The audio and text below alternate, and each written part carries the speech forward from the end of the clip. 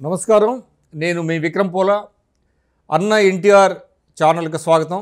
ఈరోజు మన విశిష్ట అతిథి ప్రముఖ రాజకీయ నాయకులు, తెలుగునాట సీనియర్ మోస్ట్ రాజకీయ నాయకులు ఒకరు, his excellency Haryana governor Bandaru Dattatreya గారితో ఈరోజు అన్న ఎన్టీ రామారావు గారికి సంబంధించిన సినీ రాజకీయ విశేషాల గురించి తెలుసుకోవడానికి వారు మనకు సమయం ఇచ్చారు. ఎంతో బిజీగా ఉన్నప్పటికీ కూడా ఎన్టీఆర్ పట్ల ఆయనకున్నటువంటి అభిమానంతో ఆయన అడగగానే ఇంటర్వ్యూ ఇవ్వడానికి, తన అభిప్రాయాలు తెలియజేయడానికి మనని రాజ్భవన్కి ఆహ్వానించారు. వారితో మనం ఆ విశేషాలను తెలుసుకుందాం. సార్ నమస్కారం.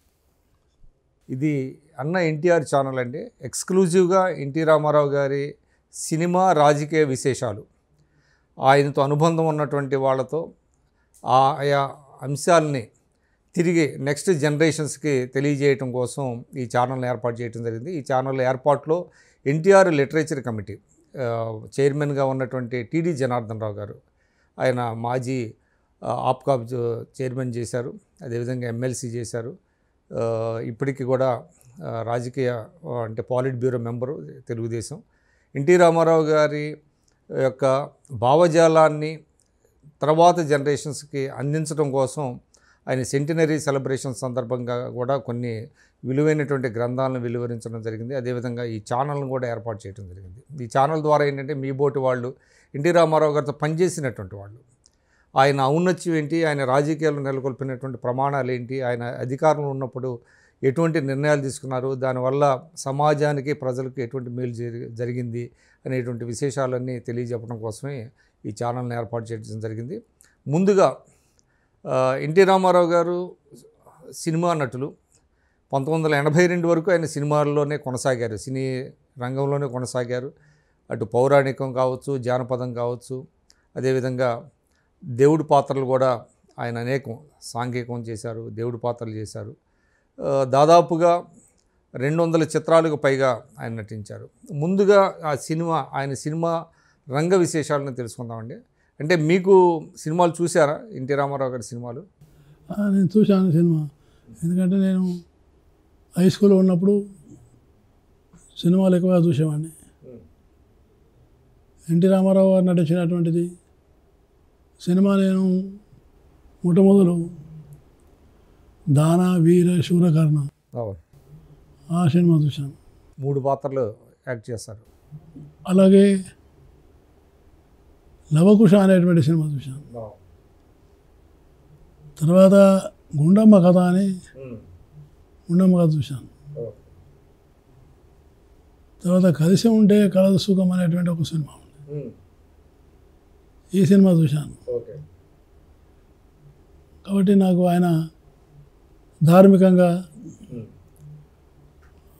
రాముడు, కృష్ణుడు, రావణాసురుడు, కర్ణుడు ఇట్లాంటి అన్ని విశేషాలు కూడా చాలా, అంటే నాయిక ప్రతినాయిక పాత్రలు కూడా పోషించారు. నాయకుడే తర్వాత మనిషి పాత్రలతోటి ఒక సందేశాన్ని ఇచ్చేటువంటి ఒక ఆయన వార్తలు ఏవైతే ఉండేవో ఆయన చెప్పేటువంటి ఒక విషయాలు చాలా హృదయానికి హత్తుకునేటట్టుగా ఉండేవి. తర్వాత నాకు బాగా నచ్చినటువంటిది కూడా ఏంటంటే గుండమ్మ కథలో ఇద్దరు కలిసి నటించడం, నాగేశ్వరరావు గారు, రామారావు గారు, నాగేశ్వరరావు గారు. ఇది చాలా అరుదైన సినిమా.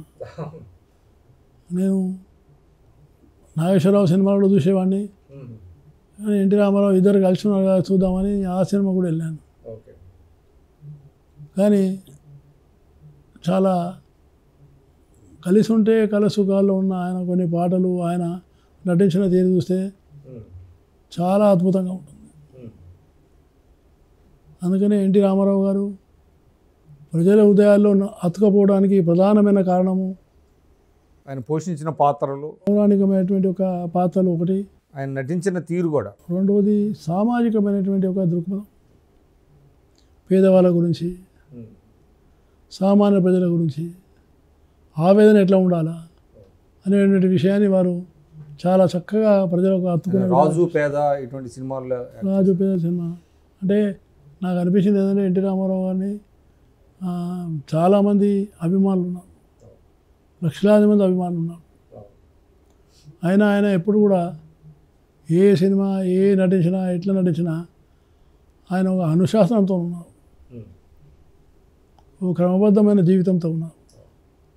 సినిమా రంగంలో ఉన్న వాళ్ళు చాలామంది ఆకర్షితులు చేయొచ్చు, కానీ ఆయన ఆచరణలో కూడా అదే విధంగా ఉన్నారు. క్రమశిక్షణకు మారుపేరుగా ఉండేవాడు. సో ఆ రకంగా ఎన్టీ రామారావు గారిని నేను సినిమాల్లో చాలా మంచి వేషధారణే కాకుండా మన సంస్కృతి, మన సాంప్రదాయాలను ప్రజల్లోకి తీసుకెళ్ళడానికి ఆధ్యాత్మిక భావాలను వారు చాలా కృషి చేసినటువంటి గొప్ప సినీ నటుడు.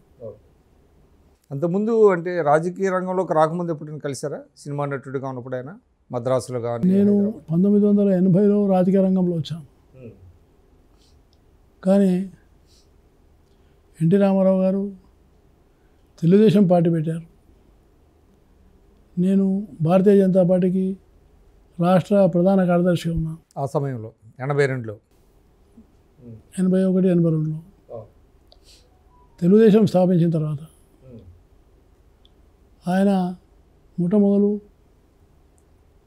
అన్ని రాజకీయ పార్టీల్ని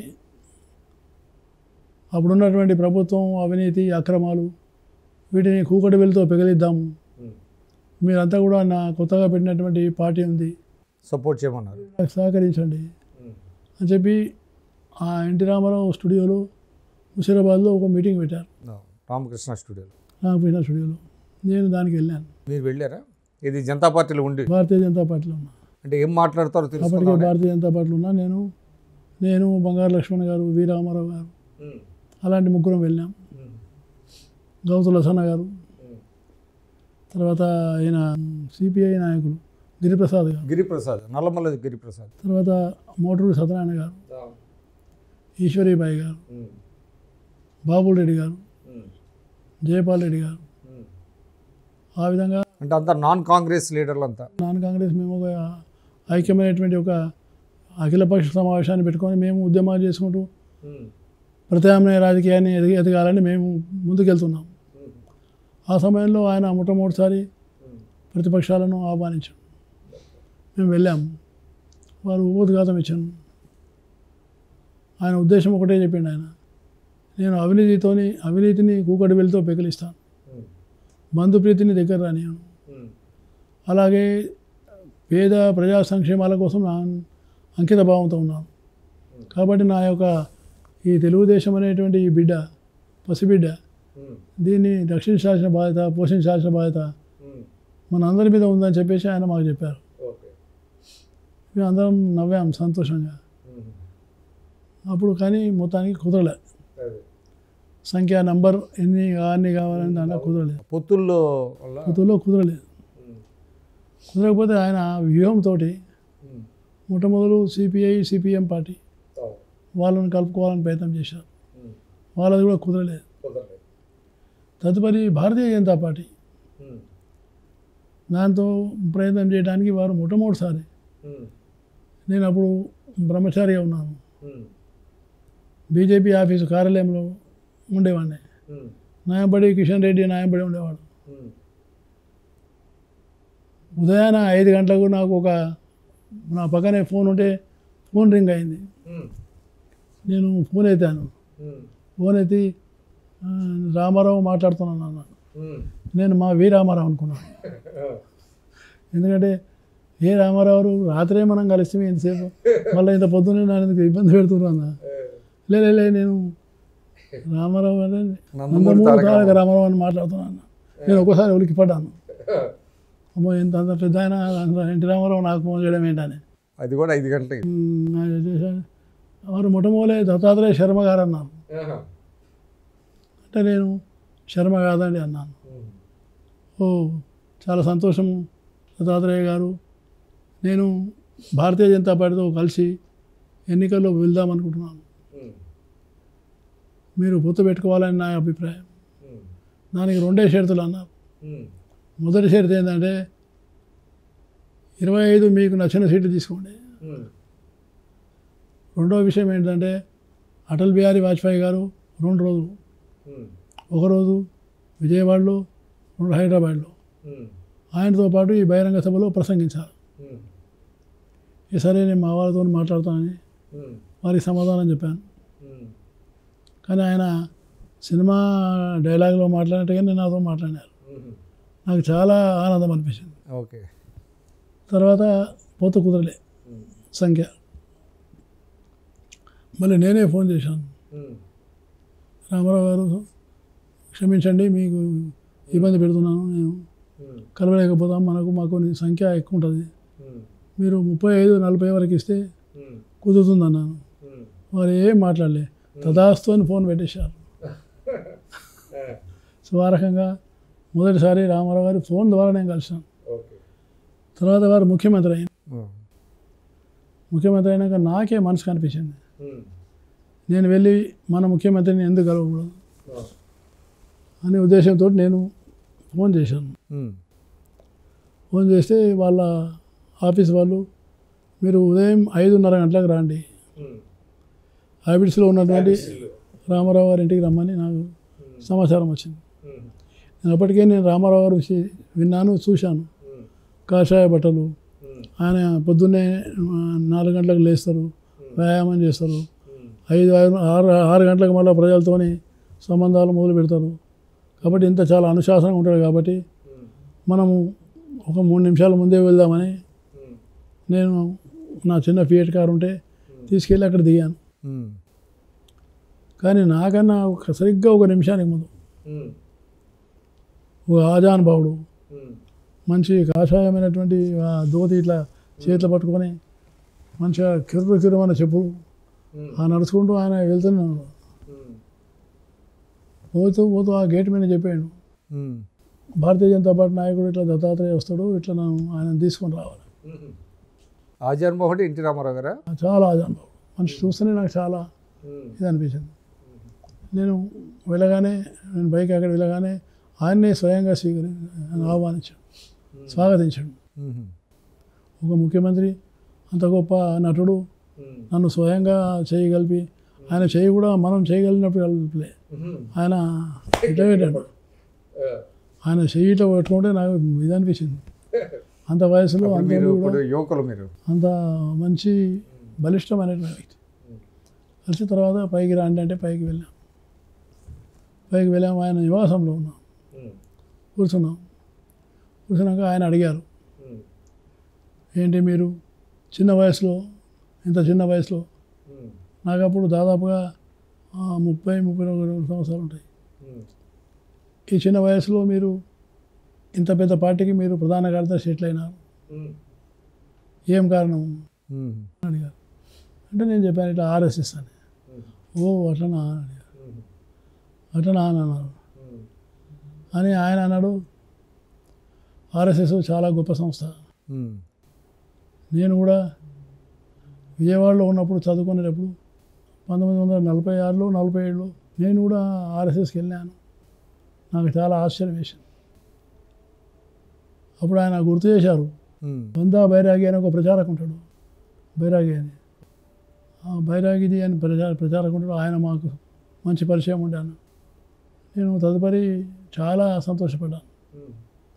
తర్వాత ఆయన నాతో చాలా విషయాలు మాట్లాడినారు. నేను వారిని అడిగాను, సరే నేనంటే ఇట్లా RSS ఏదో నా ప్రమేయం ఉంది నేను చెప్పాను, కానీ మీరు ఇంత గొప్పగా సినిమాలు నటించి, మీరు ఇంత పొద్దున్న లేచి, మీరు అనుకుంటే చాలా గొప్ప సంపద ఉంది, ఎంతైనా మీరు అనుభవించుకోవచ్చు, కానీ మీరు ఇంత కష్టపడి, ఇంత క్రమశిక్షణతో, ఇంత దృఢమైనటువంటి విశ్వాసంతో మీరు ఏ విధంగా, మీకు ఏంటిది ప్రేరణ, ఎవరు మీకు శక్తి అని చెప్పి నేను అడిగాను. ఎన్టీ రామారావు అన్నారు, ఓ అదంటారా అనుకుంటూ, ఇదిగో నా ఇష్టదేవత అని స్వామి వివేకానందం చూపించాడు. సో ఆ రకంగా ఎన్టీ రామారావు గారు ఓ గొప్ప ఆదర్శమైనటువంటి వ్యక్తి అని నాకు అనిపించింది. తర్వాత కొద్దిసేపు అయిన తర్వాత, దాదాపు 15 నిమిషాలు అయింది, అమ్మగారు వచ్చారు, తారకం గారు. నేను ఆమెకు లేచి నమస్తే పెట్టాను. ఆమె వచ్చిన తర్వాత ఎన్టీ రామారావు గారు, ఆమె అడిగింది, కాఫీ తీసుకుంటారా, టీ తీసుకుంటారా? నేను కాఫీ టీ తాగానండి. మధ్య తీసుకుంటానండి. లేదండి తీసుకున్నాను. ఎన్టీ రామారావు ఏమన్నారంటే, కాదు ఈ కషాయం వేయండి అన్నాడు. కషాయం వేయండి అన్నాడు. ఏంటి నేనేం అనలేకపోయినా. ఆమె లోపలికి వెళ్ళి ఆ లవంగాలు ఇలాచి అవి ఉన్నటువంటి చాలా ఘాటైనటువంటి మంచి కషాయాన్ని తీసుకొచ్చి గ్లాసులో తీసుకొచ్చి ఆమె నాకు ఇచ్చింది. నేను అది తాగుతుంటే కంఠము చాలా ఇదైంది.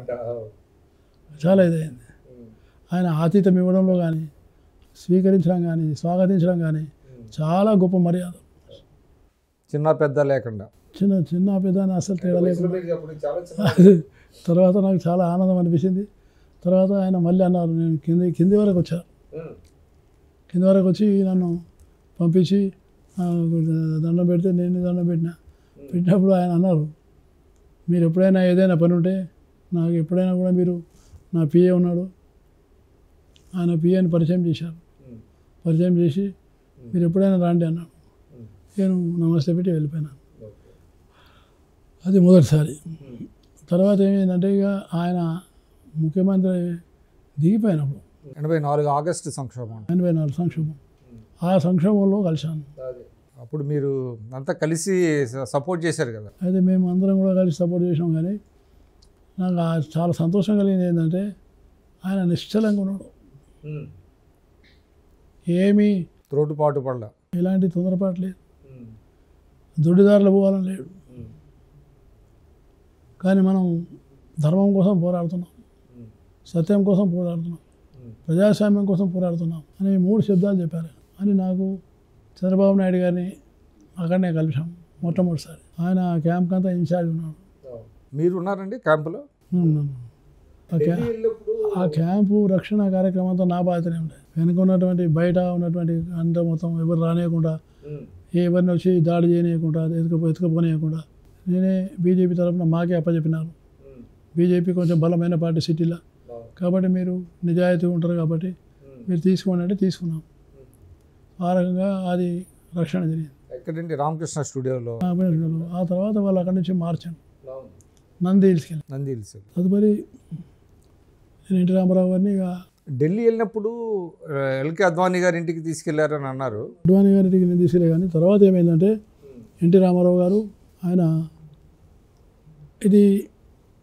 అప్పుడు మళ్ళీ ముఖ్యమంత్రి అయినాక, ముఖ్యమంత్రి అయిన తర్వాత ఆయన కేవలము ఆంధ్రప్రదేశ్కే పరిమితి లాభం లేదు, ఈ యొక్క అవినీతిని బంధుప్రీతిని దేశంలో ఉన్నటువంటి కాంగ్రెస్ను మనం కూకటి వేలుతో పెగిలించాలని ఆయన సంకల్పం తీసుకొని ఆయన అన్ని రాజకీయ పార్టీలను, అన్ని జాతీయ రాజకీయ పార్టీలు అన్నింటినీ కూడా ఆయన విజయవాడ కాన్క్లేవ్ పెట్టారు, ఇబ్రాహీంపట్నంలో ఆహ్వానించారు.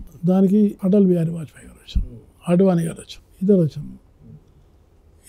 వచ్చినప్పుడు నేను వాళ్ళ వెంబడి నేను సహాయకంగా నేను ఇబ్రాహీంపట్నంకి వెళ్ళాను. ఇది నాకు బాగా గుర్తున్నది. వాజ్పేయి గారు అక్కడ ఎన్టీ రామారావు వీళ్ళంతా, జ్యోతి బాసు, బీజూ పట్నాయక్ అంతా వచ్చేసారు, అందరు నాయకులు వచ్చారు. ఆ తర్వాత వాజ్పేయి గారిని ఎన్టీ రామారావు భోజనానికి పిలిచి, భోజనానికి రమ్మంటే వారు అన్నారు, వాజ్పేయి గారు, ఇవో మా సంరక్షకుడు ఈ దత్తాత్రేయ ఉన్నాడు, ఆయన అడగండి అన్నాడు. నేను అన్న గుర్తుపడినాడు ఆయన, ఓ మీరు సంఘటన మంత్రి కదా, మీ అనుమతి కావాలేమో అంటే అంత అవగాహన ఉంది. నేను వేరే పని ఉందని చెప్తే అంటే ఆ రకంగా ఎన్టీ రామారావు గారు చాలా అనుబంధంగా ఉన్నాయి. కానీ నాకు చాలా సన్నిహితం పెరిగింది ఎప్పుడంటే 84లో నేను పార్లమెంట్ సభ్యుడిని పోటీ చేయాలని పార్టీ నిర్ణయించింది. అప్పుడు టీడీపీ బీజేపీ అలయన్స్ ఏర్పడింది. అటు కమ్యూనిస్టులు ఉన్నారు, ఇటు సికింద్రాబాద్ పార్లమెంటుకు మొట్టమొదటిసారి నేను అభ్యర్థిగా ఉన్నాను. ఎన్టీ రామారావు గారు హ్యాబిట్స్లో ఉంటారు. నేను మర్యాదపూర్వకంగా వారిని వెళ్ళి ఇద్దరిని బసవతారమ్మ గారిని, అమ్మగారిని, ఆయన ఇద్దరిని కలిసి నమస్తే చేసి ఆశీర్వాదం తీసుకుందామని ఆయన చాలా సంతోషంగా ఆశీర్వదించాడు. ఆ తర్వాత ఒకరోజు నాకు మొత్తం సమయం ఇచ్చిండు ఆయన క్యాంపెయిన్ కోసం. అయితే నాకు సంతోషం అనిపించింది. వారు నా వెంబడి మధ్యాహ్నం 3 గంటల నుంచి రాత్రి 9:30 వరకు హైదరాబాద్లో సికింద్రాబాద్ పార్లమెంట్లో గల్లీ కాడ కూడా పర్యటన చేశాను. త్వరగా రామారావు గారితో నాకు చాలా సన్నిహితమైనటువంటి సంబంధం ఏర్పడింది. కానీ అప్పుడు ఇందిరాగాంధీ చనిపోయిన తర్వాత సానుభూతి పవనాల వల్ల మీరు గెలవలేకపోయినట్టున్నారు. ఒకటి ఏంటంటే నేను అప్పుడు గెలవలేకపోయినాను. చాలా తక్కువ ఓట్లతో నేను దాదాపుగా 3,800 ఓట్లతో నేను ఈ సికింద్రాబాద్ పార్లమెంట్ ఓడిపోయినా. కానీ ఎన్టీ రామారావు గారు నాకు ఫోన్ చేసి ఓటమి తర్వాత మళ్ళీ ఆయన ఫోన్ చేసి దత్తాత్రేయ గారు మీరు ఏమాత్రం కూడా బాధపడకూడదు, నేను వెంట ఉన్నాను.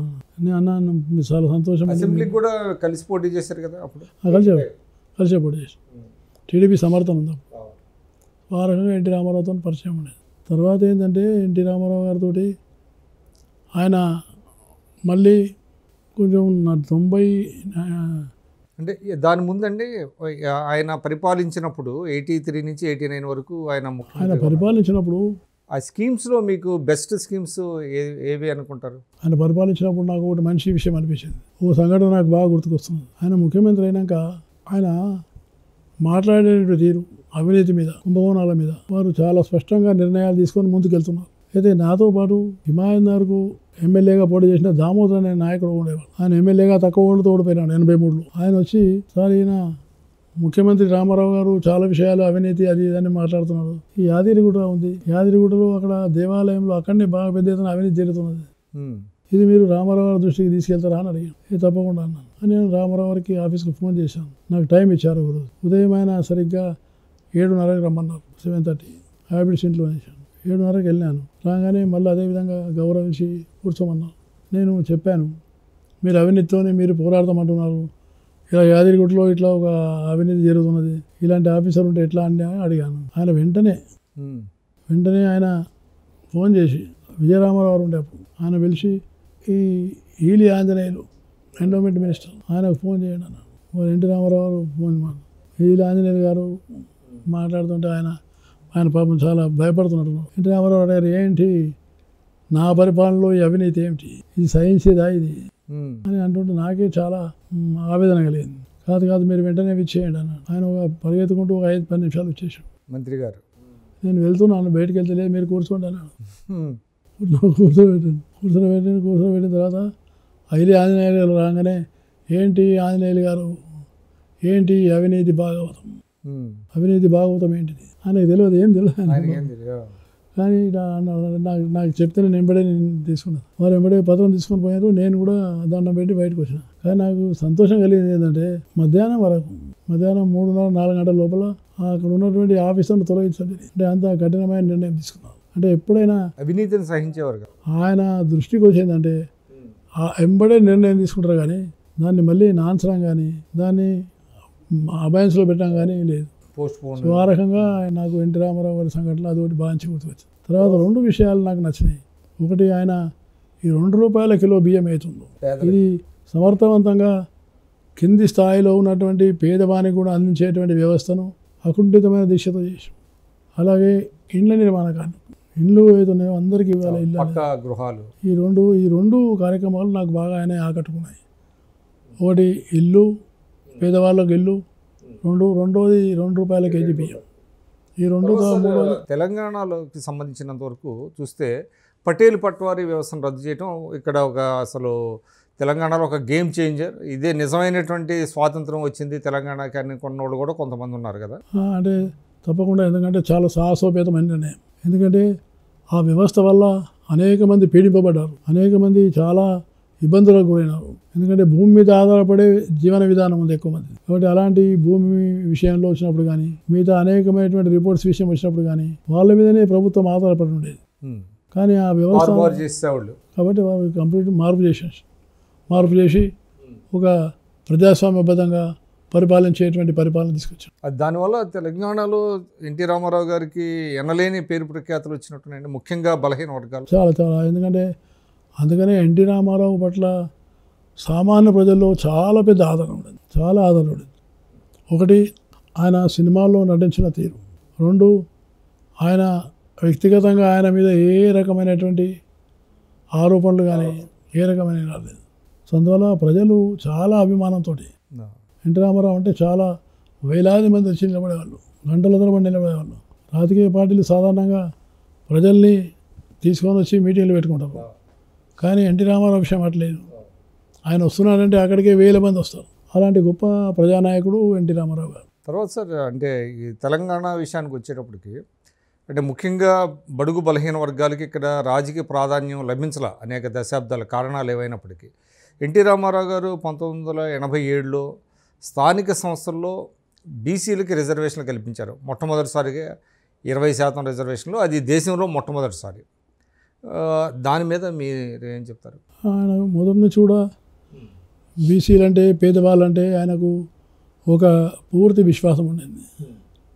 వాళ్ళను రాజకీయ భాగస్వామ్యం చేయాలి, వాళ్ళు రాజకీయ భాగస్వామ్యం అవుతూనే పరిపాలన వాళ్ళ చేతికి వస్తేనే వాళ్ళు సరైనటువంటి ఒక సామాజిక దక్షత న్యాయం జరుగుద్ది. సో అందుకనే వారు ఆ ఉద్దేశంతో మొట్టమొదటిసారి బీసీలకు రిజర్వేషన్లు కల్పించడం, అలాగే అనేక మంది కొత్త కొత్త వాళ్ళను బీసీ నాయకుల్ని మంత్రులు చేయడం, తెలుగుదేశం పార్టీలో కూడా అత్యధికమైన స్థానాలు బీసీలకు ఇవ్వడం. ఆ రకంగా వారు బీసీలు ఎస్సీలు అంటే కూడా నాకు ఒక విషయం గుర్తు వస్తుంది. నిజామాబాద్ జిల్లా దోమకొండ దగ్గర దోమకొండ అనే ఒక స్థలం ఉంది. అవును, సంస్థానం. ఆ దోమకొండ సంస్థానంలో ఒక దళితుడిని సజీవంగా దానం చేశాను. అది సంచలనం సృష్టించింది. అప్పుడు నేను ఎన్టీ రామారావు ఎందుకు కలవడానికి వెళ్ళాను. కలిసి నేను ఏదో సమస్య చెప్పి బయటకు వస్తున్నాను. బయట ఈశ్వరీబాయి గారు, తర్వాత దళిత నాయకులు ఈ జేబీ రాజు ఇట్లాంటి వాళ్ళు చాలామంది ఉన్నారు. దళిత నాయకులందరూ బయట నిలబడి ప్రభుత్వం మీద ఇది చేసి ఇట్లా చేసినటువంటి ఒక దొమ్మకొండ సంఘటన మీద ప్రభుత్వం వెంటనే స్పందించాలని ఇది చేస్తున్నాను. కానీ నేను బయట రాగానే ఈశ్వరీబాయి గారు నాకు బాగా పరిచయం. ఆమె అడిగింది, ఏం దత్తాత్రేయ ముఖ్యమంత్రి కలవడా, మమ్మల్ని ముఖ్యమంత్రి కలవడా, నువ్వు చెప్పబోయాను అంటే నేను వెంబడే వెళ్ళాను లోపలికి. వెళ్ళి ఇట్లా ఈశ్వరీబాయి గారు అక్కడ బయట ఉన్నారు, ఇట్లా దోమకొండ సంఘటన జరిగింది అని చెప్పిన. వెంటనే ఆయన రమ్మన్న వాళ్ళని అని చెప్పేస్తే నేను వెంబడే వాళ్ళని తీసుకెళ్ళాను. వాళ్ళు కలిసిన తర్వాత మీరు వెళ్ళండి నేను వస్తున్నాను అని చెప్పేసి హెలికాప్టర్ తీసుకొని దోమకొండకి వెళ్ళారు. సో ఆ రకంగా ఎస్సీలన్నా బీసీలు పరామర్శించడానికి వెళ్ళారా? జరిగిన సంఘటనను పూర్తిగా చూసి ఆయన చాలా కఠినమైన నిర్ణయం తీసుకున్నారు. సో ఆ రకంగా వారు నా పట్ల చాలా మంచి అభిమానం కూడా ఉండేది. తర్వాత సార్, ఎన్టీ రామారావు గారు జాతీయ రాజకీయాల్లో చాలా ప్రధాన పాత్ర పోషించారు. ఇందాక మీరు చెప్పినట్టుగా కాన్క్లేవ్స్ పెట్టారు, విజయవాడలో పెట్టారు, తర్వాత చాలా చోట్ల మద్రాసులో పెట్టారు, తర్వాత హర్యానాలో కూడా పెట్టారు. ఇట్లాగా దాదాపు 6-7 కాన్క్లేవ్స్ నిర్వహించారు. 6-7 కాన్క్లేవ్స్ నిర్వహించడం మూలాన అప్పుడు కాంగ్రెస్ వ్యతిరేక శక్తులన్నీ కూడా చాలా బలపడి నేషనల్ ఫ్రంట్ అనేది ఒకటి ఏర్పాటైంది. నేషనల్ ఫ్రంట్ వల్ల వచ్చిన తర్వాతనే కాంగ్రెస్ పార్టీ అంటే క్రమంగా క్షీణిస్తూ వచ్చింది అని అంటారు. దాని మీద మీ ఒపీనియన్? ఉండింది అప్పుడప్పుడే. ఎందుకంటే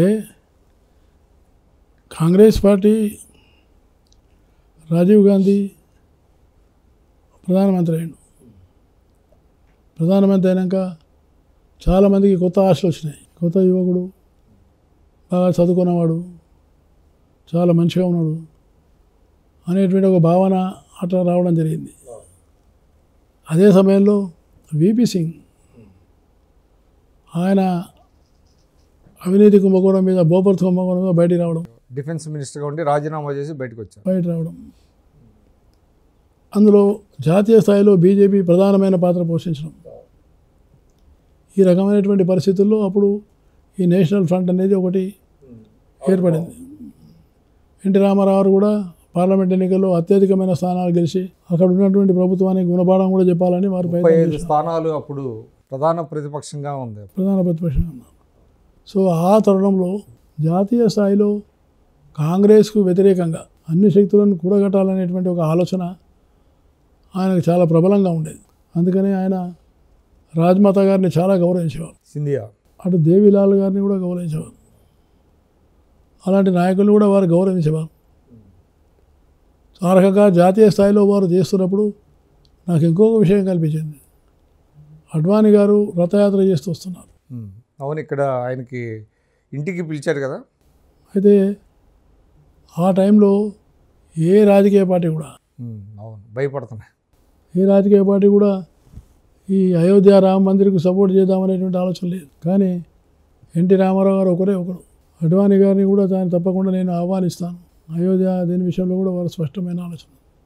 సో ఆ రకంగా ఆయనకు జాతీయ భావాలు, జాతీయ స్ఫూర్తి, జాతీయమైనటువంటి ఒక దృక్పథం చాలా దృఢంగా ఉంది. ముందు నేను భారతీయుడిని, తర్వాత తెలుగువాడిని అనేవాడు ఆయన. అందుకని ఆయన చాలా చక్కగా ఏనాడు కూడా ఆయన చెల్లించినటువంటి నాయకుడు కనపడ్డాడు. సంక్షేమానికి సంబంధించండి ఎన్టీ రామారావు గారు ఫస్ట్ టైము దేశంలోనే వితంతువులకి వృద్ధులకి సామాజిక పెన్షన్లు ఇవ్వడం అనేటువంటి కార్యక్రమాలు మొదలుపెట్టారు. అది మిగతా రాష్ట్రాలు కూడా అమలు చేశాయని అంటారు. అంటే మీరు జాతీయ రాజకీయాల్లో ఉన్నారు కదా. ఎందుకంటే ఆయన ఎప్పుడైనా కూడా ఒకటే అనేవాడు, ప్రజలే నా దేవుళ్ళు అని. ఎన్టీ రామారావు ఏ బహిరంగ సభలైనా ప్రజలే నా దేవుళ్ళు అనేవాడు. సమాజమే దేవాలయం. అందుకని ఆయన ఏంటంటే, నేను చేయగలిగింది ఈ రాజకీయాల్లో ఒక పిడికెడు అన్నం ఈ పేదవాని చేతుల్లో ఇస్తే నా జీవితం ధన్యమని చెప్పినటువంటి గొప్ప రాజకీయ నాయకుడు. అందుకని ఆయన ఈ 2 రూపాయల కిలో బియ్యం, అది ఆనాడు చాలా గొప్ప విషయం. ఇది 2 రూపాయల కిలో బియ్యం అంటే సామాన్యమైన విషయం కాదు. ఇవాళ అందరూ అన్నీ ఉచితంగా ఇస్తామని చెప్పవచ్చు. కానీ ఆనాడు ఆయన తీసుకున్న నిర్ణయాలు ఏవైతున్నాయో ఈ బియ్యం విషయంలో, అలాగే ఈ ఇండ్ల విషయంలో వారు చాలా కఠినమైనటువంటి. గురుకులాలకు సంబంధించి కూడా తెలంగాణలో చెప్తారండి. అంటే ఎన్టీ రామారావు గారు స్టార్ట్ చేసిన గురుకులాలు ఇప్పటికీ కూడా తెలంగాణలో అది చెప్పుకోదగినటువంటి కార్యక్రమం కింద అంటారు. కరెక్టేనా? మొట్టమొదటిసారి గురుకులం అనేది స్టార్ట్ అయినప్పుడు అప్పుడు కూడా కొన్ని పాఠశాలలు స్టార్ట్ చేశాను. విద్య మీద కూడా వారు కొంచెం ఈ గురుకులం అనేటువంటి ఆధారంగా తీసుకొని ఎస్సీ ఎస్టీ బీసీ పిల్లలకు ఎవరో వాళ్ళకు చదువు ఇవ్వాలనేటువంటిది ఆ యొక్క శ్రీకారం చుట్టినటువంటిది. నాకు ఇంకొక విషయం గుర్తుకు వచ్చింది ఏంటంటే, ఎన్టీ రామారావు గారు ముఖ్యమంత్రి ఉన్నప్పుడు ఈ యొక్క రంగా హత్య జరిగింది. రంగా హత్య జరిగినప్పుడు విజయవాడ, కృష్ణా, గుంటూరు, నెల్లూరు వరకు కూడా కొంచెం పశ్చిమ గోదావరి ఈ జిల్లాలు చాలా అతలాకుతలమైనవి. మొత్తము రాజకీయమైనటువంటి ఒక పరిస్థితి చాలా విచిత్రమైనటువంటి పరిస్థితికి వెళ్ళింది. ఆ సమయంలో వారు ముఖ్యమంత్రిగా ఉండి ఒక అఖిలపక్ష సమావేశం పిలిచారు. అందులో జనతా పార్టీ నుంచి ఈయన బాబుల్ రెడ్డి గారు, జైపాల్ రెడ్డి గారు, తర్వాత బీజేపీ నుంచి నేను, బంగారు లక్ష్మణ్ గారు, అలాగే సిపిఐ సిపిఎం నాయకులు వాళ్ళందరూ కూడా వచ్చినారు. కాంగ్రెస్ పార్టీ నుంచి రోషయ్య గారు వచ్చారు, కౌన్సిల్లో ఉండేవారైనా. మొట్టమొదటి మీటింగ్ మదన్ మోహన్ కూడా వచ్చాడు. వచ్చిన తర్వాత ఆ మీటింగ్లో వారు వివరించి చెప్పాడు, ఎట్లా ఆస్తులు ధ్వంసం అవుతున్నాయి, ఎట్లా విధ్వంసం అవుతుంది, ఎట్లా ఏ విధంగా ఇది ఉంది. ఆయన చాలా ఆవేదన చెందింది. ఏంటంటే నా అనేకమైనటువంటి నా బంధువులు, నా తోటి సోదరులు వాళ్ళు వాళ్ళ గృహాలని ఇళ్ళన్నీ కూడా ధ్వంసం అవుతుంటే నేను ఇంత పెద్ద ముఖ్యమంత్రి ఉండి ఇది ఉండి నేను ఏం చేయలేకపోతున్నాను అనేటువంటి భావన ఆయన కనపడింది. అంటే అంతటి భీకరమైన పరిస్థితిలో మమ్మల్ని సలహాలు అడిగారు. మమ్మల్ని పిలిచి సలహాలు, ప్రజాస్వామ్య స్ఫూర్తి, మీరు రండి, మీరు చెప్పండి, మీరు ఏ రకమైన సలహా ఇస్తారంటే అప్పుడు నేను చెప్పాను, మీరు ముందు అక్కడ శాంతిని నెలకొల్పించే ప్రయత్నం చేయండి. ఆ శాంతి నెలకొల్పడానికి మీరు మీ మంత్రివర్గంలో ఉన్నటువంటి మంత్రిని ఎవరినైనా అక్కడికి పంపించండి, మంత్రిని ఎవరైనా పంపించండి అన్నాను. అంటే ఆయన వెంటనే ఆ సలహాను అంగీకరించి ప్రతిభా భారతి గారిని పంపించారు. ఆ తర్వాత ఆ రంగా వాళ్ళతో మళ్ళీ మాట్లాడి కొంచెం సామరస్యంతో మళ్ళీ ఆ సమస్యను మళ్ళీ పరిష్కారం చేయడానికి ప్రయత్నం చేసినారు. సో ఆ రకంగా శాంతి భద్రతల విషయంలో ఆయన కాంప్రమైజ్ అయ్యేవాడు కాదు. శాంతి భద్రతల విషయంలో చాలా కఠినంగా ఉండాలని కోరేవాడు. తర్వాత అంటే ఎన్టీ రామారావు గారి విధానాలు, సిద్ధాంతాలు ఇప్పటికీ కూడా రిలవెన్స్ ఉందా? ఎందుకంటే ఒకటేమో ఆయన ప్రధానమైనది అవినీతి నిర్మూలన. ఆయనకు రెండు విషయాలు నాతో 2-3 సార్లు చెప్పారు. ఒకటి, కాంగ్రెస్ అంటే నాకు అస్సలు ఇష్టం లేదు. 2, అవినీతి అంటే నాకు అస్సలు పడదు. ఈ 2 విషయాల్లో నేను ఎట్టి పరిస్థితుల్లో కాంప్రమైజ్ కాదు. కాంగ్రెస్ అంటే ఏంటిది? బంధుప్రీతి లేక రాజ్యాంగేతర శక్తులు. ఇవి కాంగ్రెస్ అనేటువంటిది ఆనాడు అది అధికారం ఉంది కాబట్టి చెప్తున్నాం. కాబట్టి రాజ్యాంగేతర శక్తులు అంటే అప్రజాస్వామికమైన పద్ధతులు, ఇలాంటి వాటి పట్ల, అవినీతి పట్ల నేటికి కూడా కఠినమైనటువంటి ఒక ఉక్కుపాదంతో నిర్ణయం తీసుకోవాల్సిన అవసరం ఉంటుంది. ఏ రకమైనటువంటి ఒక కాంప్రమైజ్ ఉండకుండా ప్రజా జీవితంలో నీతి నిజాయితీగా పరిపాలించాలా, నాయకులను విశ్వసించే రోజులు రావాలా, నాయకుల్ని గౌరవించే రోజులు రావాలా. అది ఎన్టీ రామారావు యొక్క ఉన్నటువంటి ఒక విధానం అది. కాబట్టి ఎన్టీ రామారావుని ప్రజలు అందుకే ఆయన గౌరవించారు, అందుకే ఆయనను మాన్యులుగా స్వీకరించారు. తర్వాత మీరు అన్నట్టుగా ఏదైనా ఒక సమస్య వచ్చినప్పుడు రాష్ట్రానికి నాయకులందరినీ పిలిచి ఒక అఖిలపక్షాన్ని ఏర్పాటు చేసి అందరి సలహాలు సూచనలు స్వీకరించడం అనేది ఇటీవల కాలంలో అసలు మనం చూడలే ఎవరు. ఇప్పుడు ఆల్ పార్టీ మీటింగ్ అనేది లేదు, ఆల్ పార్టీ మీటింగే లేదు. అప్పుడు ఎన్టీ రామారావు గారు చాలాసార్లు ఆల్ పార్టీ మీటింగ్ పిలిచారు. ఆల్ పార్టీ మీటింగ్ పిలిచి సమస్యకు పరిష్కారం మీరు చెప్పండి అనేవారు, మా సలహాలు తీసుకునేవారు. కాబట్టి ఆ రకంగా ఆయన అన్ని రాజకీయ పార్టీలను కూడా సమానంగా చూసేవారు. అదే ఒక ప్రజాస్వామ్య స్ఫూర్తిని ప్రతిబింబించేది ఆయన విధానాల్లో. అందుకనే అంటే వాళ్ళ ఎన్టీ రామారావు గారి విధానాలు, ఆయన సిద్ధాంతాలు ఇప్పటికీ రెలవెన్స్ ఉంది, ఇప్పటికే కాదు ఫ్యూచర్కి కూడా రెలవెన్స్ ఉంది అనేటువంటి ఒక మాట మాట్లాడుతూ ఉంటారు. ఇటీవల మీరు చూశారు లాస్ట్ ఇయర్ భవిష్యత్తు కూడా ఇది అసలు, ఎందుకంటే ప్రపంచంలో కూడా ఈ అవసరం, ఇది విశ్వశాంతికి కూడా ఈ యొక్క మార్గం అనేది చాలా అవసరం. భారతదేశం కూడా ఆయన సహించేవాడు కాదు. భారతదేశం యొక్క అభివృద్ధికి ఎలానైతే ప్రధానమంత్రి మోడీ గారు వికసిత్ భారత్ చేయాలని, ప్రపంచంలో అగ్రగామి దేశంగా నిర్మాణం చేయాలని ఏ విధంగానైతే వారు సంకల్పిస్తున్నారో వాటి వెనుక కూడా ఈ ఉద్దేశాలు ఉన్నాయి. ట్యాంక్ బండ్ మీద విగ్రహాల ఏర్పాటు ఒక గొప్ప చర్యగా కూడా మీరు భావిస్తారా? అంటే ఆయన ఎప్పుడైనా కూడా మొట్టమొదటి అధికారంలో వచ్చిన తర్వాత తెలుగు భాష, తెలుగు సంస్కృతి, తెలుగు యొక్క ఆత్మగౌరవం, దీన్ని ప్రపంచ స్థాయికి తీసుకెళ్లాలని మహోన్నతమైన లక్ష్యంతో, అకుంఠితమైన దీక్షతో ఆయన ప్రారంభించాడు. అందుకని ఆయన పెట్టినటువంటి ఒక అన్ని పథకాలకు చక్కటి తెలుగు పదాలు ఉండేవి, చక్కటి తెలుగు పదాలు. ఆ రకంగా ఆయన ట్యాంక్ బండ్ మీద పెట్టినటువంటి విగ్రహాలు ఏవైతే ఉన్నాయో అవన్నీ కూడా చారిత్రాత్మకమైనటువంటి విద్వాంసులు, కవులు, మహారాజులు అలాంటి వాళ్ళని పెట్టిండు ఆయన.